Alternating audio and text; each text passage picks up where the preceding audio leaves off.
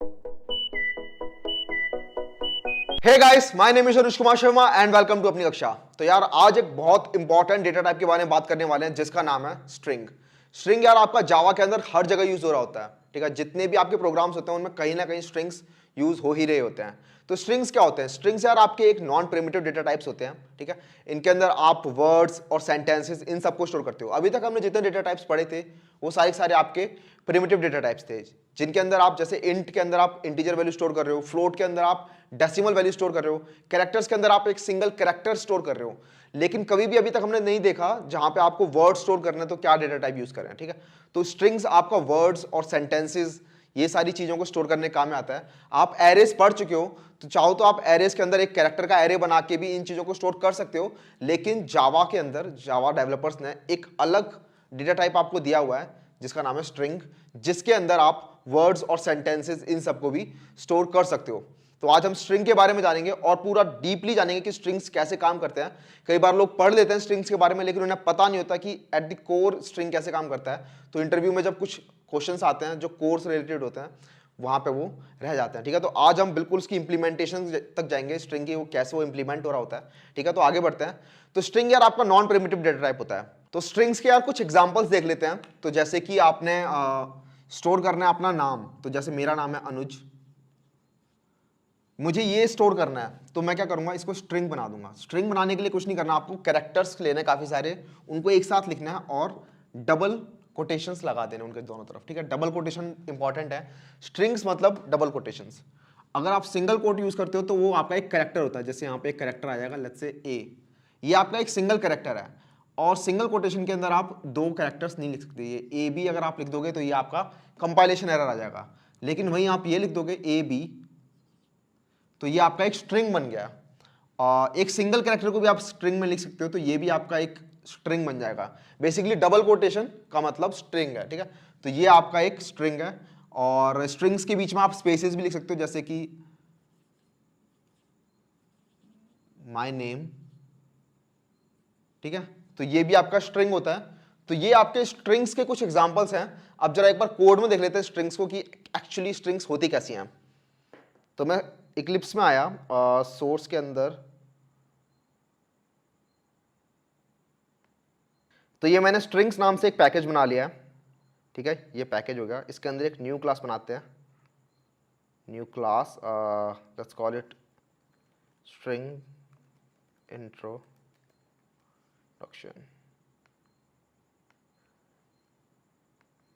तो ये मेरी क्लास बन गई है स्ट्रिंग इंट्रोडक्शन। इसके अंदर कुछ स्ट्रिंग्स बना लेते हैं। तो स्ट्रिंग्स को अगर आपको डिफाइन करना है तो स्ट्रिंग्स को मैंने बता दिया आपको, एक ये आपका एक डेटा टाइप होता है, ठीक है। नॉन प्रिमिटिव डेटा टाइप होता है। तो जैसे नॉर्मल आप डेटा टाइप्स को इनिशियलाइज कर रहे हो तो वैसे यहाँ पे भी करेंगे। सबसे पहले डेटा टाइप का नाम तो स्ट्रिंग, उसके बाद वेरिएबल का नाम, let's call it name equals to double quotation के अंदर अनुज, ठीक है।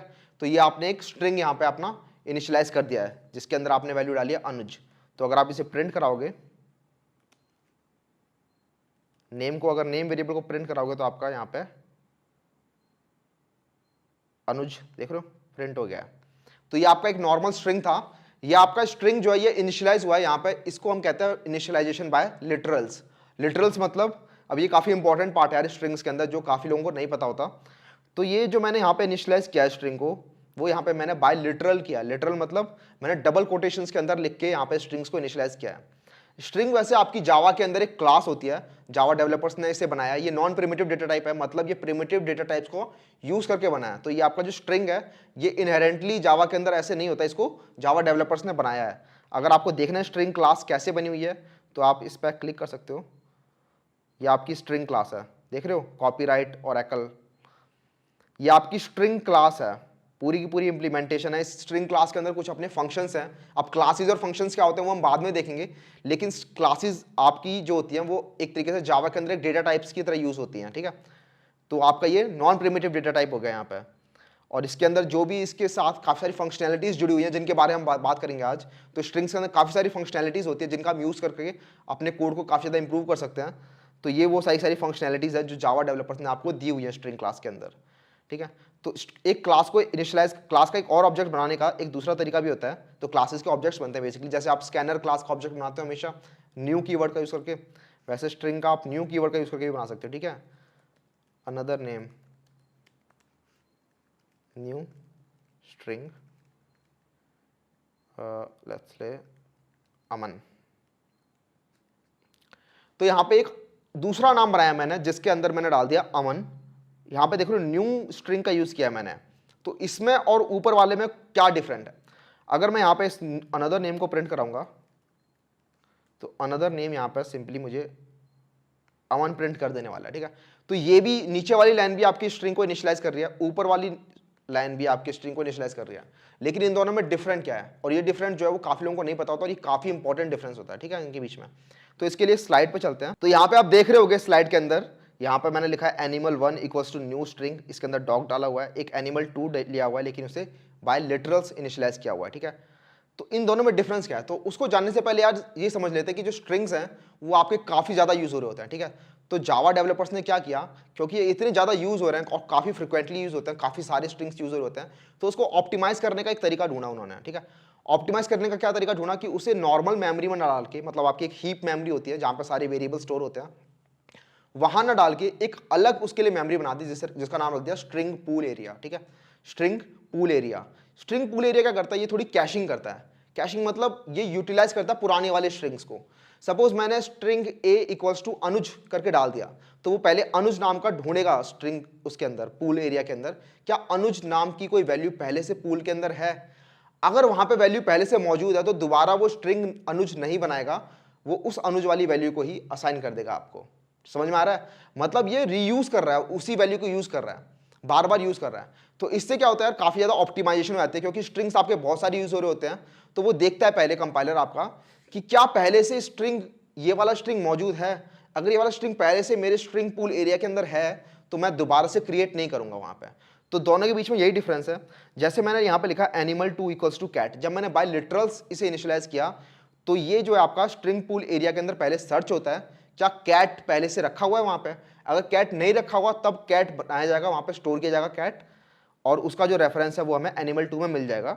फिर मैंने जब एनिमल 3 इक्वल्स टू कैट किया तो यहां पर दूसरा कैट नहीं बनाया उसने, पुराने वाले कैट को ही इस वाले कैट में असाइन कर दिया, ठीक है। तो एनिमल 3 वाला कैट भी एनिमल 2 वाले कैट के बराबर ही है।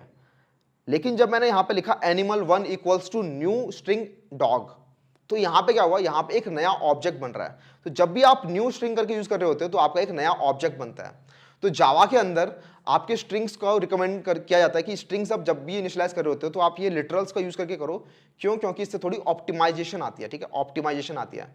और जब आपको पता हो, श्योर हो कि आप स्ट्रिंग जो है वो आप नया नहीं बनाना चाहते, कई बार आपकी जरूरत पड़ जाती है कि आपको एक नया ऑब्जेक्ट बनाना है, आपको पता ही है कि इसका एक अलग ऑब्जेक्ट बनेगा, मुझे पुराने वाले ऑब्जेक्ट में नहीं छेड़ना, तब तो आप यूज कर सकते हो नॉर्मल न्यू करके। लेकिन जब आपको पता है कि आपको फर्क नहीं पड़ता कि पुराना वाला स्ट्रिंग भी यूज हो जाए तो कोई फर्क नहीं पड़ता, तो वहां पे ऑप्टिमाइजेशन करने के लिए एक अलग स्ट्रिंग पूल एरिया बनाया गया है। तो जब मैंने यहाँ पे animal 1 equals to new string dog किया तो यहाँ पे क्या होगा, आपका हीप एरिया में जाके एक डॉग बनेगा, ठीक है। इस बार आपका स्ट्रिंग पूल एरिया में नहीं बनेगा, हीप एरिया में बनेगा। हीप एरिया आपका नॉर्मल एरिया होता है जहां पे आपके बाकी सारे वेरिएबल्स भी रखे होते हैं, ठीक है। इसके साथ साथ एक स्ट्रिंग पूल एरिया में उसकी कॉपी बन जाएगी। तो काफी ज्यादा इंटरव्यू में ये क्वेश्चन आता है कि जब मैंने स्ट्रिंग को न्यू करके इनिशियलाइज किया, जब मैंने यहाँ पे न्यू कीवर्ड का यूज किया तो कितने स्ट्रिंग बन रहे होते हैं, तो आंसर है 2। वैसे 2 नहीं, इसका आंसर डिपेंड कर सकता है। 2 तब होंगे जब आपका स्ट्रिंग पूल एरिया के अंदर वो पहले से नहीं रखा हुआ। अगर ये डॉग स्ट्रिंग पूल एरिया में नहीं है तो डॉग स्ट्रिंग पूल एरिया के अंदर भी बनेगा और हीप एरिया के अंदर भी बनेगा। लेकिन अगर स्ट्रिंग पूल एरिया में बाय चांस पहले से डॉग रखा हुआ था, मतलब ये वैल्यू रखी हुई थी, तो आपकी हीप एरिया में तो नया बनेगा हर बार, लेकिन स्ट्रिंग पूल एरिया में वो पुराना वाला यूज होगा, ठीक है। तो हमेशा एक स्ट्रिंग पूल एरिया के अंदर बनेगा और एक हीप एरिया के अंदर बनेगा। अब मैं एक एनिमल 4 ले आता हूं यहाँ पे, उसकी animal 4 equals to new string dog, उसके अंदर भी डॉग डाल देता हूं, तो हीप एरिया के अंदर तो एक और डॉग बनेगा, लेकिन स्ट्रिंग पूल एरिया के अंदर अब नहीं बनेगा, ठीक है। तो या तो 1 या 2 डिपेंड करता है। तो आपको अब काफी इंपॉर्टेंट डिफरेंस समझ में आ गया होगा कि बाय लिटरल्स और बाय न्यू ऑब्जेक्ट करके क्या डिफरेंस होता है स्ट्रिंग इनिशियलाइज करने में। इसको एक बार समझ लेते हैं ठीक से कि सपोज मैंने यहां पर लिखा अनुज और यहां लिखा मैंने अनुज, और मैं प्रिंट करके देखना चाहता हूं क्या ये दोनों इक्वल हैं। तो name equals to another name, print करते हैं। तो यहां लिखा आ रहा है फॉल्स। फॉल्स को लिखा रहा है क्योंकि ये जो अनुज, ये वाला जो अनुज है और जो नीचे वाला अनुज है, ये दोनों अलग अलग है। यहाँ देख रहे हो, ये वाला जो अनुज है, जो न्यू वाला है, वो आपका हीप एरिया वाला है, लेकिन जो जो लिटरल वाला अनुज है, ये जो नेम है, वो आपका स्ट्रिंग पूल एरिया वाला है। तो ये दोनों इक्वल नहीं है। लेकिन suppose string name 2 equals to Anuj करता हूं मैं, ये करता हूं, तो नेम और नेम 2 अब बराबर होंगे, ठीक है, क्योंकि ये दोनों के दोनों स्ट्रिंग पूल एरिया वाले हैं। इसको रन करते हैं तो यहां देख रहे हो 2 लिखा रहा है। तो पहली बारी में जब मैंने नेम इक्वल्स टू अनुज किया तो उसने स्ट्रिंग पूल एरिया के अंदर एक अनुज बना दिया। फिर नेम 2 इक्वल्स टू अनुज किया तो पुराना स्ट्रिंग पूल एरिया वाला अनुज ही उसने दोबारा असाइन कर दिया। एक और जो इंपॉर्टेंट बात होती है यार स्ट्रिंग्स के बारे में, वो ये होती है कि स्ट्रिंग्स जो होते हैं वो इम्यूटेबल होते हैं। अब इम्यूटेबल का मतलब क्या होता है? बेसिकली इम्यूटेबल्स का मतलब वो डेटा टाइप्स होते हैं जो चेंज नहीं होते, ठीक है, जो एक बार अगर रख दिए मेमोरी के अंदर तो वो चेंज नहीं होते। मैंने जब यहां पर लिखा नेम इक्वल्स टू अनुज, तो यहां पे ये अनुज अब आप चेंज नहीं कर सकते। ये स्ट्रिंग अनुज हमेशा मेमोरी के अंदर पड़ा रहेगा। अब आप बोलोगे भैया मैं अनुज के आगे कुछ और लगा दूंगा तो वो चेंज हो जाएगा, नहीं, वो चेंज नहीं होगा, वो दूसरा बन जाएगा, एक दूसरा स्ट्रिंग बन जाएगा। वो अनुज जो मैंने एक बार यहां लिख दिया तो ये मेमोरी में पड़ा रहेगा। तो इसलिए स्ट्रिंग्स जो होते हैं वो आपके इम्यूटेबल भी होते हैं। तो बेसिकली मैं क्या कहना चाह रहा हूं कि जब आपने यहां पे एक बार नेम इक्वल्स टू अनुज कर दिया, उसके बाद जरा मैं ये हटा देता हूं यहां से, जब आपने एक बार नेम इक्वल्स टू अनुज लिख दिया तो आप बोलोगे भैया फिर मैं नेम को वापस चेंज कर देता हूं, कुछ और रख देता हूं, अब अनुज नहीं कुमार कर देता हूं। तो कुमार करने से आपका ये जो अनुज आपने जो लिखा था मेमोरी के अंदर, वो अनुज पड़ा रहेगा वहां पे, कुमार नाम का एक अलग स्ट्रिंग बन जाएगा और उसकी वैल्यू आपको नेम में असाइन हो जाएगी, ठीक है। तो यहां पे ऐसा नहीं है कि ये नेम चेंज हो गया है या नेम हट गया मेमोरी में से, ये अनुज हट गया मेमोरी में से, अनुज अभी भी नहीं हटा है मेमोरी में से, अनुज अभी भी वहीं पे, वो पुराना वाला अनुज यहाँ पे पड़ा हुआ है, ठीक है। तो स्ट्रिंग्स जो आते हैं वो आपके इम्यूटेबल होते हैं। इम्यूटेबल मतलब जो चेंज नहीं किए जा सकते। अब आप यहाँ पे प्रिंट कराओगे तो ऑब्वियसली आपका कुमार ही प्रिंट होगा, लेकिन ये जो कुमार है ये अनुज वाली जगह पे नहीं आया, अनुज अभी भी पड़ा हुआ है मेमोरी के अंदर, लेकिन कुमार आ गया एक, ठीक है। अब ये अनुज कब हटेगा? फिर ये अनुज यार ये हटेगा आपका, ये जो जब एक चीज़ होती है गार्बेज कलेक्शन, जिसके बारे में बाद में बात करेंगे, अभी समझते नहीं उसे। तो बेसिकली गार्बेज कलेक्शन क्या करता है, जब वो देखता है कि किसी वेरिएबल के ऊपर या किसी वैल्यू के ऊपर कोई रेफरेंस नहीं बचा है या फिर वो नल हो गई है, तो वो हटा देता है मेमोरी में से। तो ताकि अनुज हमेशा नहीं पड़ा रहना चाहिए मेमोरी में से, वरना वो मेमोरी की आपकी वेस्टेज हो रही है। तो उसको हटाने का काम भी एक अलग क्लास कर रही होते हैं गार्बेज कलेक्शन, उसके बारे में बाद में पढ़ेंगे। तो बेसिकली आपको समझ में आ गया होगा कि स्ट्रिंग्स जो होती हैं आपकी इम्यूटेबल होती हैं, और जो आपका बाय लिटरल्स और बाय ऑब्जेक्ट्स दोनों से स्ट्रिंग्स बनाते हैं तो क्या डिफरेंस आता है, ठीक है। ये काफ़ी इंपॉर्टेंट दोनों इंटरव्यू रिलेटेड क्वेश्चंस होते हैं, वो मैंने आपको बता दिया है। अब यार जैसे मैंने आपको पहले बताया था कि जो स्ट्रिंग्स है वो आपके जावा डेवलपर्स ने एक क्लास बना रखी है, स्ट्रिंग क्लास, और उसके अंदर काफ़ी सारी फंक्शनैलिटीज दे रखी हैं। तो उन फंक्शनैलिटीज के बारे में बात कर लेते हैं कि उनका यूज़ हम कैसे कर सकते हैं। तो यहाँ पे मैं स्लाइड में आता हूँ, यहाँ पे आप देख रहे हो स्ट्रिंग्स के अंदर कुछ फंक्शंस होते हैं। इन फंक्शंस का हम यूज़ कर सकते हैं और अपने कोड को काफ़ी ज़्यादा ऑप्टिमाइज कर सकते हैं। जैसे कि पहला फंक्शन है कैर एट, ठीक है। तो ये कैर एट क्या करता है, ये किसी भी इंडेक्स के अंदर जो भी आप इंडेक्स पास करोगे इसे, उस वैल्यू पे जो कैरेक्टर होगा वो आपको रिटर्न कर देगा। तो जैसे मैंने एक नेम अनुज बनाया तो उसके अंदर मैं नेम फिर डॉट लगा के कैर एट, ठीक है, कैर एट 0, तो ये क्या करेगा, मुझे 0th पोजीशन पे जो कैरेक्टर होगा वो रिटर्न कर देगा। इसे रन करते हैं तो देख लो कैर एट 0 इज ए। तो इसमें भी एरेज की तरह 0 बेस्ड इंडेक्सिंग होती है, ठीक है, 0 बेस्ड इंडेक्सिंग होती है। तो 0 से लेकर ये 0 1 2 3, ठीक है, इसके अंदर 0 से लेकर 3 तक आपकी स्ट्रिंग्स हैं। तो कैर एट 0 आपका 0 ए हो गया, कैर एट 2 आपका यू हो जाएगा, ठीक है, स्मॉल यू, देख रहे हो यू। लेकिन जैसे आपने कैर एट लेट से 6 मांगा तो 6 तो इसके अंदर है ही नहीं, इसे रन करेंगे तो आपका फिर से string index out of bound exception आ गया, ठीक है। पहले आपका array index out of bound exception हमने देखा था, अब ये आपका string index out of bound exception है कि आप स्ट्रिंग्स के अंदर एक वो वैल्यू एक्सेस करना चाहते हो जो अभी है ही नहीं यहाँ पे, ठीक है। तो हमेशा याद रखना आपको 0 से लेकर लेंथ -1 मतलब n-1 तक ही आप वैल्यू इसके अंदर डाल सकते हो। उसके बाद की वैल्यू डालोगे तो आपको एक एरर मिलेगा जिसे हम एक्सेप्शन कहते हैं यहाँ पे। तो 0 से लेकर आप 3 तक की वैल्यू डाल सकते हो इसके अंदर। तो थर्ड वैल्यू पे आपका j है। तो आपका एक कैर एट करके आपका एक फंक्शन होता है। ऐसे काफी सारे फंक्शंस हैं जिनके बारे में हम देखेंगे। ये देख लो कितने सारे फंक्शंस हैं, कैर एट, लेंथ, सबस्ट्रिंग्स, इनके बारे में एक एक करके देखेंगे। तो ये वाला जो फंक्शन है कैर एट, इसके अंदर आप इस पैरेंथेसिस के अंदर देख रहे हो इंट वैल्यू डाल रहे हो। इंट वैल्यू क्या है, वो इंडेक्स है ये इंडेक्स आप डाल दो कि आप कौन सी पोजीशन का आपको कैरेक्टर उठाना है और ये आपको क्या रिटर्न करता है, ठीक है। यहाँ पे लेफ्ट साइड में रिटर्न टाइप लिखा है, तो ये क्या रिटर्न करता है। अगला फंक्शन है लेंथ। लेंथ क्या करता है, आपकी स्ट्रिंग्स की क्या लंबाई है, स्ट्रिंग्स के अंदर कितने कैरेक्टर्स हैं बेसिकली, वो रिटर्न करता है। तो आपके स्ट्रिंग्स के अंदर जो भी आप लिखते हो वो एक कैरेक्टर बन के स्टोर होता है। तो जैसे मैंने यहाँ पे अनुज लिखा तो ये आपके 4 कैरेक्टर्स हो गए, मैंने स्पेस लगाया तो स्पेस भी आपका एक कैरेक्टर काउंट होता है, तो स्पेस से आपका एक 5वां कैरेक्टर ऐड हो गया। मैंने स्पेस लगाया, फिर से अनुज कुमार शर्मा लिखा पूरा का पूरा मैंने यहाँ पे। तो अगर मैं नेम डॉट लेंथ लगाता हूँ LENGTH, तो नेम डॉट लेंथ जो है आपको स्ट्रिंग के अंदर कितने कैरेक्टर्स हैं वो रिटर्न करता है। तो यहाँ पे 17 कैरेक्टर्स हैं जिनके अंदर ये स्पेसेस जो हैं बीच के अंदर ये भी काउंट हुए हैं, ठीक है, ये वाले स्पेसेस। तो इस टोटल जो पूरी स्ट्रिंग्स हैं इसके अंदर 17 कैरेक्टर्स। अगले फंक्शन में मूव करते हैं यार। अगला फंक्शन है सबस्ट्रिंग। तो ये सबस्ट्रिंग क्या करता है, आपको स्ट्रिंग के अंदर से एक सबस्ट्रिंग रिटर्न करता है। आपको याद होगा मैंने एक क्वेश्चन के अंदर सब एरे के बारे में बात की थी, ठीक है, सब एरे के बारे में बात की थी। तो ऐसे ही सबस्ट्रिंग भी होता है, basically continuous part of a string is a substring. जैसे continuous part of an array is sub array, वैसे continuous part of a string is substring. तो उसके अंदर 2 फंक्शन है यहाँ पे, एक ये वाला फंक्शन है जिसके अंदर आप सिर्फ एक वैल्यू डाल रहे हो बिगिनिंग इंडेक्स, एक दूसरा फंक्शन नीचे भी है जिसके अंदर आप बिगिनिंग इंडेक्स और एंड इंडेक्स भी डाल रहे हो। तो बेसिकली दोनों में डिफरेंस क्या है कि पहले वाले सबस्ट्रिंग वाले फंक्शंस के अंदर आप सिर्फ एक पहली वैल्यू डालते हो कहाँ से स्टार्ट करना है आपको, और उस पोजीशन से लेकर लास्ट तक जो स्ट्रिंग है, जो बेसिकली जो सबस्ट्रिंग है वो आपको रिटर्न होती है। यहाँ पे देख रहे हो रिटर्न स्ट्रिंग हो रहा है।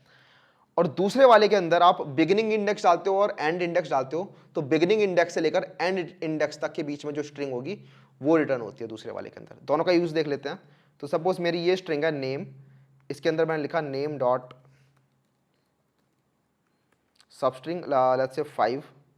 तो 5th कैरेक्टर मतलब 0 1 2 3 4 5, 5th कैरेक्टर मतलब इस के से लेकर इस शर्मा तक जितने भी टोटल सबस्ट्रिंग है वो सारी रिटर्न हो जाएगी। देख रहे हो कुमार शर्मा, तो ये कुमार शर्मा वाली स्ट्रिंग यहाँ पे रिटर्न हो रही है। तो अब यार ये नीचे वाले जो सबस्ट्रिंग है इसके बारे में बात कर लेते हैं, जहाँ पे आप 2 वैल्यू डाल रहे हो, एक बिगिनिंग इंडेक्स डाल रहे हो और एक एंड इंडेक्स डाल रहे हो बेसिकली। तो आप यहाँ पे पहले तो अभी सिर्फ एक बिगिनिंग इंडेक्स डाल रहे थे, तो वहाँ से लेकर एंड तक के जितनी भी सबस्ट्रिंग बन रही थी वो रिटर्न हो रही थी। लेकिन दूसरे वाला इंटीजर लिखते ही लेट्स से 12 लिख दिया मैंने तो ये 5th पोजीशन से लेकर 12 - 1 मतलब 11th पोजीशन तक जितनी भी स्ट्रिंग बनेगी वो रिटर्न कर देगा, ठीक है। इसे रन करते हैं तो ये देख रहे हो कुमार एस, तो ये 5 से लेकर ये 11th पोजीशन तक मतलब यहाँ तक के बीच में जो स्ट्रिंग होगी वो रिटर्न होगी। बेसिकली लेंथ जो ये जो एंड इंडेक्स है उससे -1 तक जितने भी कैरेक्टर्स होंगे वहाँ तक की स्ट्रिंग रिटर्न होती है। तो अगर मैं आपको यहाँ पे लिखूँगा 5 से लेकर 6 तक, तो सिर्फ एक ये के रिटर्न हो रहा है, ठीक है। और इसकी वैल्यू जो ये एंड इंडेक्स है इसकी वैल्यू 0 से के बीच में 0 से लेकर आपकी लेंथ तक जा सकती है, ठीक है। तो आप इसको यहाँ से 0 से लेकर यहाँ भी 0 लिख सकते हो, लेकिन कुछ रिटर्न नहीं होगा, ठीक है, क्योंकि 0 से लेकर 0 - 1 तक कुछ है नहीं। लेकिन 0 से लेकर आप यहाँ पे इसे 17 तक लिख सकते हो, क्योंकि इसकी लेंथ 17 है। तो यहाँ पे पूरी की पूरी स्ट्रिंग भी रिटर्न हो जाएगी। तो समझ में आ गया होगा सबस्ट्रिंग के 2 मेथड है, एक है आपका सिर्फ जिसमें बिगिनिंग इंडेक्स डालनी है और दूसरे जिसके अंदर बिगिनिंग इंडेक्स और एंड इंडेक्स भी डाल सकते हो। अच्छा, अगला है आपका कंटेन्स फंक्शन। ये बताता है कि आपके किसी भी स्ट्रिंग के अंदर कोई कैरेक्टर मौजूद है या नहीं है, ठीक है। तो कंटेन्स के अंदर आप देख रहे हो यहाँ पे कैर सीक्वेंस डाल रहे हो। ये कैर सीक्वेंस क्या होता है इसके बारे में भी टेंशन लेने की जरूरत नहीं है। बेसिकली आप यहाँ पर चाहो तो कोई भी स्ट्रिंग डाल सकते हो या फिर कोई कैरेक्टर डाल सकते हो, कुछ भी डालोगे वो बता देगा कि ये इसके अंदर है या नहीं है, ठीक है। बूलियन रिटर्न करता है इधर ट्रू या फॉल्स। तो इसको यूज़ करने का तरीका देख लेते हैं। जैसे कि नेम के अंदर आपको ढूंढना है कि नेम के अंदर अनुज है या नहीं है, ठीक है।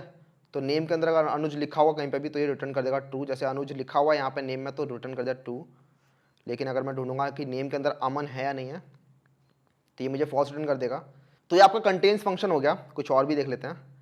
एक होता है इक्वल्स।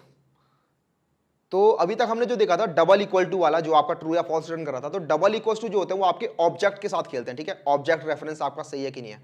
ऑब्जेक्ट के बारे में ठीक से बात करेंगे जब हम क्लासेस और ऑब्जेक्ट के बारे में बात करेंगे। बेसिकली मैंने आपको बताया था कि लिटरल्स और जो आपने न्यू करके जो आपने जो एक स्ट्रिंग बनाया है, दोनों के दोनों अगर सेम भी होते हैं तो भी इक्वल टू जब लिखते हैं तो वो फॉल्स रिटर्न कर रहे होते हैं। लेकिन अगर आपको एक्चुअली चेक करने की उनकी वैल्यूज क्या क्या है, क्या वो वैल्यू सेम है या नहीं है, तो उसके लिए एक अलग फंक्शन है जिसका नाम है इक्वल्स। तो लेट्स से मैंने एक अनुज करके ऐसे बनाया, इतना बड़ा नहीं रखते इसको, और string name 2 equals to new string अनुज।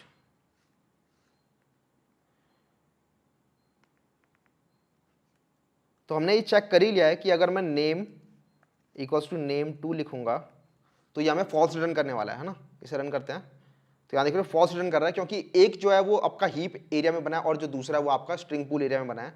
लेकिन अगर आपको चेक करना है कि नेम और name2 के अंदर जो वैल्यूज हैं वो सेम है या नहीं है, तो उसके लिए आप इक्वल्स यूज करोगे, इक्वल्स फंक्शन। तो name dot equals content equals नहीं, नेम डॉट इक्वल्स name2। तो ये भी आपका बूलियन रिटर्न करता है, हमें यहाँ पे देख लिया बूलियन रिटर्न करता है ये। तो ये आपका ट्रू रिटर्न करने वाला है क्योंकि ये आपकी वैल्यूज को चेक करता है, ठीक है, ऑब्जेक्ट रेफरेंस को चेक नहीं करता। तो यहाँ पे देखो ये ट्रू रिटर्न कर रहा है। अब मैंने यहाँ पे अगर अनुज की जगह कुछ और एक स्पेस भी लगा दिया तो ये आपके दो डिफरेंट स्ट्रिंग्स हो चुकी हैं। अब इनको चेक करोगे तो आपका ये फॉल्स रिटर्न कर रहा है, ठीक है, क्योंकि यहाँ पे अनुज लिखा है और यहाँ पे अनुज स्पेस लिखा है। तो डॉट इक्वल्स समझ में आ गया। डॉट इक्वल्स आपको डॉट इक्वल से फर्क नहीं पड़ता कि आपका जो स्ट्रिंग्स है वो अलग अलग ऑब्जेक्ट रेफरेंस कर रहे हैं या नहीं कर रहे हैं, वो चेक करता है उनकी वैल्यूज को कि क्या वैल्यूज है वहां पर, ठीक है, उनको चेक करके फिर बताता है कि ट्रू या फॉल्स है। तो ये आपका इक्वल्स मेथड हो गया। एक होता है आपका इज एम्प्टी, ये बताता है कि आपकी स्ट्रिंग जो है वो खाली है क्या, मतलब स्ट्रिंग के अंदर 0 कैरेक्टर होते हैं तो आपका इज एम्प्टी ट्रू देता है। बेसिकली अगर सपोज आपकी स्ट्रिंग ये है, खाली स्ट्रिंग है, ठीक है, और आपको चेक करना है क्या ये खाली है, तो ये इज एम्प्टी एक फंक्शन होता है, इज एम्प्टी। तो नेम क्या आपका एम्प्टी है, तो यहाँ पर ट्रू है क्योंकि नेम के अंदर 0 कैरेक्टर्स हैं। लेकिन name2 डॉट इज एम्प्टी करेंगे तो वो फॉल्स रिटर्न करेगा ऑब्वियसली, ठीक है, क्योंकि name2 के अंदर आपका अनुज रखा हुआ है, ठीक है। अगला होता है कनकैट। कनकैट क्या करता है, एक स्ट्रिंग के एंड में दूसरी स्ट्रिंग अपेंड कर देता है। मतलब एक स्ट्रिंग के एंड में अगर आपको दूसरी स्ट्रिंग ज्वाइन करनी है तो उसके लिए आप कनकैट मेथड यूज करते हो। देख रहे हो यहाँ पे एक स्ट्रिंग पास कर रहे हो आप और आपको रिटर्न भी एक स्ट्रिंग कर रहा है ये। तो स्ट्रिंग के एंड में दूसरी स्ट्रिंग लगाने के दो तरीके होते हैं आपके पास बेसिकली। तो जावा के अंदर एक जो प्लस वाला जो ऑपरेटर होता है उसे ओवरलोड क्या होता है स्ट्रिंग में। ओवरलोड का मतलब क्या होता है कि इसको एक अलग फंक्शनैलिटी दे रखी है कि ये जो प्लस वाला मेथड है इससे आप स्ट्रिंग को कनकैट भी कर सकते हो। बेसिकली मैं क्या कहना चाहता हूँ कि स्ट्रिंग के अंदर सपोज आपका लिखा हुआ आपने अनुज, और फिर आप क्या कर सकते हो, name equals to name plus Kumar, ठीक है। तो मैंने क्या किया, name equals to name plus Kumar. तो ये प्लस वाला जो ऑपरेटर होता है उससे आपको पता ही होगा, आप नॉर्मल आपका जो प्लस ऑपरेशन होता है वो आप कर सकते हो इंट के साथ। लेकिन स्ट्रिंग्स के अंदर आप प्लस वाले ऑपरेटर से आप चाहो तो स्ट्रिंग के बाद में दूसरी स्ट्रिंग भी अपेंड कर सकते हो। तो जब मैं यहाँ पर नेम प्रिंट करूंगा तो मुझे नेम में अनुज कुमार मिलेगा बिना स्पेस के। देख रहे हो अनुज और कुमार मिल गया, बीच में कोई स्पेस नहीं है। अगर आप बीच में स्पेस चाहते हो तो यहाँ पे एक स्पेस लगा दो, तो ये अनुज कुमार हो गया। आपने मुझे एक ऐसा करते हुए काफी बार देखा होगा स्ट्रिंग्स के अंदर, जब प्रिंट एलन लिखता हूँ सिस आउट के अंदर, तो मैं कई बार स्ट्रिंग्स के बाद एक प्लस लगा देता हूँ और आप फिर पूछ रहे होते भैया ये कैसे हो रहा है। तो मैंने बताया था आपको कि जब स्ट्रिंग्स के बारे में बात करेंगे तब इसके बारे में देखेंगे। तो बेसिकली वही होता है यार, स्ट्रिंग्स के अंदर आपका ये जो जावा के अंदर जो प्लस ऑपरेटर है उसे ओवरलोड किया हुआ स्ट्रिंग ने। तो इसका मतलब क्या हुआ कि आप इसका यूज करके आप दो स्ट्रिंग्स को कनकैट कर सकते हो, मतलब दो स्ट्रिंग्स को ऐड कर सकते हो। तो अगर आपको ऐसे करके ऐड नहीं करना, मतलब कनकैट नहीं करना, तो उसके लिए एक अलग फंक्शन भी बना हुआ है जिसका नाम है डॉट कनकैट। तो नेम डॉट कनकैट, इसके अंदर आप दूसरी स्ट्रिंग पास करते हो, लेट्स से शर्मा।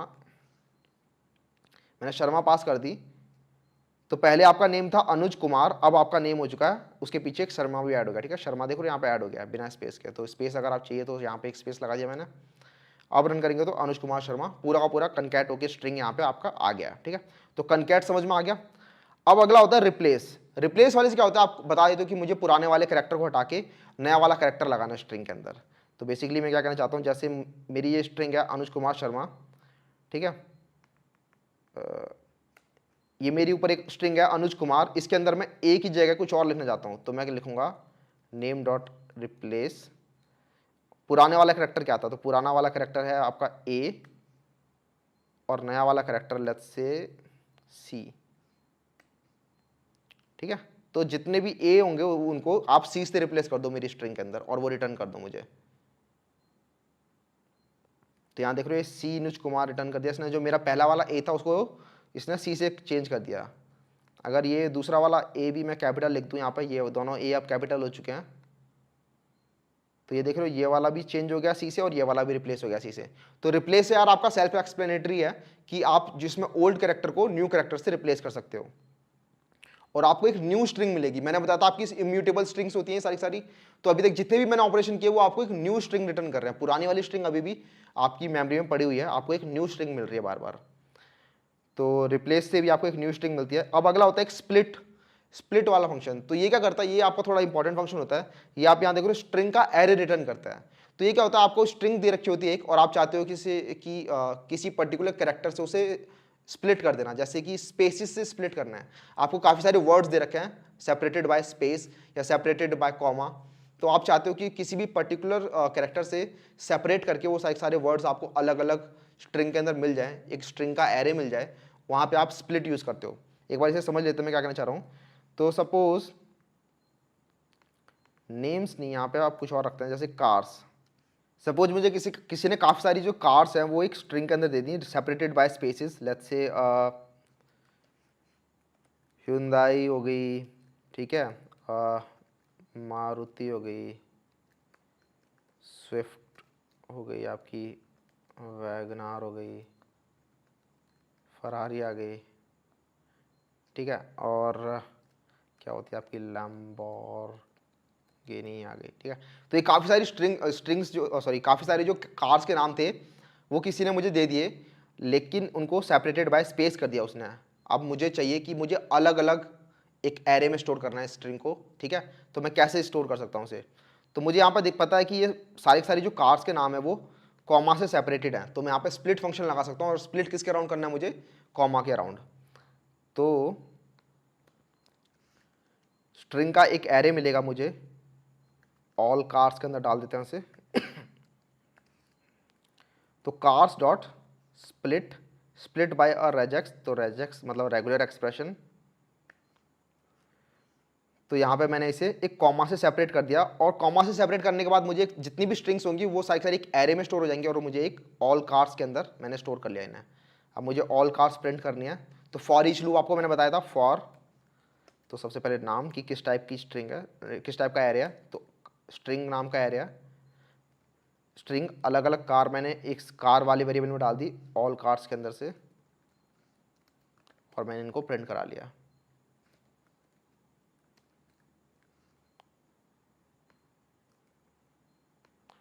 ठीक है, इसे रन करके देखते हैं।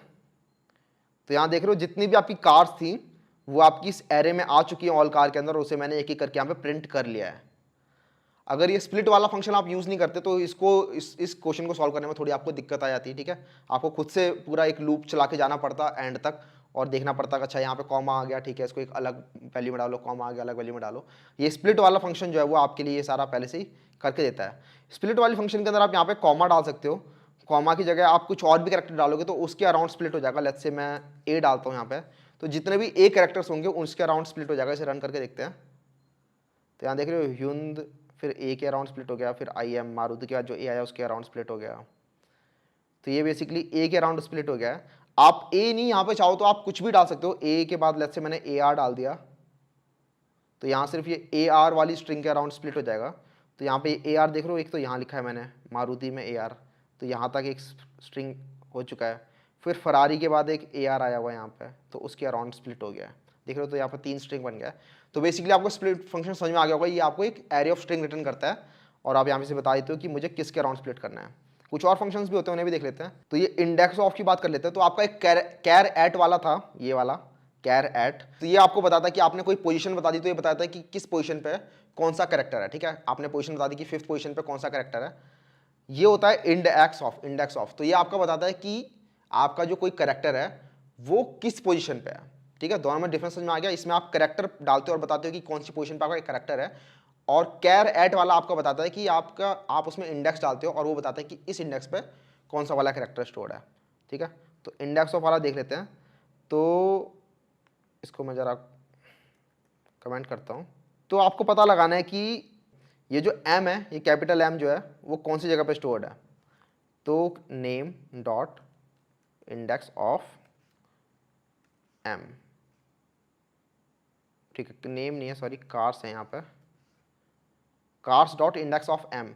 तो इसमें जितने भी एम्स होंगे उनमें से जो सबसे पहले वाला जो एम मिलेगा इसे, उसकी पोजीशन आपको ये दे देगा।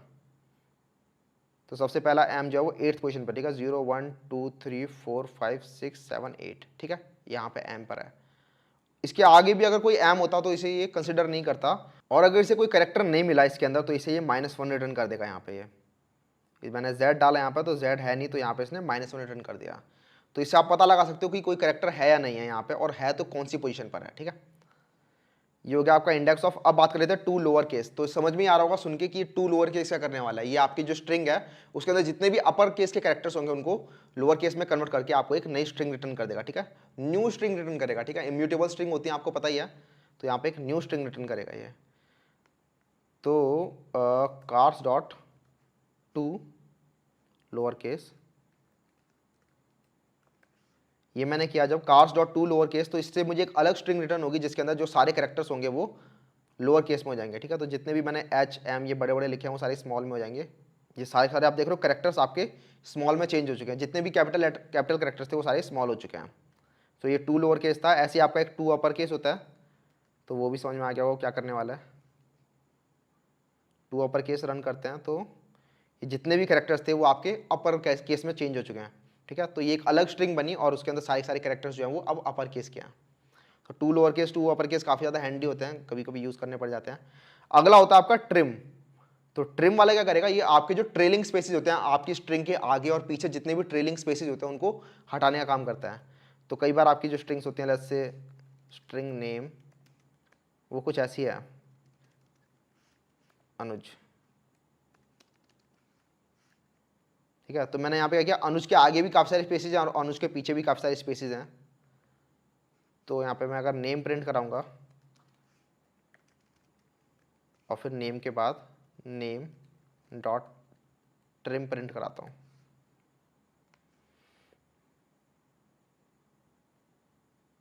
तो यहाँ तो देख रहे हो काफ़ी सारे स्पेसिस वाला नेम प्रिंट हुआ है। ये पहले वाला नेम प्रिंट हो गया यहाँ पे, और उसके बाद क्या प्रिंट हुआ है, ट्रिम वाला। तो ट्रिम वाला क्या करेगा, आगे और पीछे जितने भी स्पेसिस होंगे उन सबको हटा देगा और आपको एक नई स्ट्रिंग रिटर्न करेगा, ठीक है। एक बार जरा मैं थोड़ी क्लैरिटी के लिए इस वाले नेम को हटा देता हूँ यहाँ से। तो नेम डॉट ट्रिम प्रिंट कराते हैं सिर्फ, तो सिर्फ अनुज प्रिंट हो रहा है, देख रहे हो, आगे और पीछे के जितने भी स्पेसिस थे वो सारे के सारे हट जाते हैं। तो ये भी काफ़ी यूजफुल होता है कई बार जब आपको स्पेसिस हटाने होते हैं आगे पीछे से, तो आप ट्रिम फंक्शन यूज़ करते हो। तो ऐसे ही काफ़ी सारे और भी काफ़ी सारे फंक्शंस होते हैं जो मैंने यहाँ पे मेंशन नहीं किए हैं, और भी कुछ इंपॉर्टेंट फंक्शंस होते हैं जिनको काफ़ी ज़्यादा जरूरत पड़ती नहीं है जिनकी, लेकिन काफ़ी अभी यूज़ केसेस आ जाते हैं तो आपको जरूरत पड़ जाती है। तो आप स्ट्रिंग्स के और भी काफ़ी सारे फंक्शंस जो आप खुद भी देख सकते हो, जो मोस्ट इंपॉर्टेंट थे, जो काफ़ी ज़्यादा यूज हो रहे होते हैं, वो मैंने यहाँ पे डिस्कस कर लिया है। तो ये आपका स्ट्रिंग था यार, जो काफ़ी आपका डीप में जा चुका है अभी, ठीक है। तो आज की वीडियो में यार हमने स्ट्रिंग्स के बारे में बात किया, ठीक है। जितने भी स्ट्रिंग्स के अंदर काफ़ी इंपॉर्टेंट कंसेप्ट थे वो हमने डिस्कस किए, काफ़ी एडवांस लेवल तक गया हूँ स्ट्रिंग के अंदर आज, जो काफ़ी बच्चों को पता नहीं होते, इंटरव्यू में बैठ जाते हैं लेकिन काफ़ी बच्चों को पता नहीं होता कि जो आपका हीप स्पेस होता है और जो आपका स्ट्रिंग पूल स्पेस होता है दोनों में डिफरेंस क्या होता है। तो वो आई होप समझ में आ गया होगा आपको।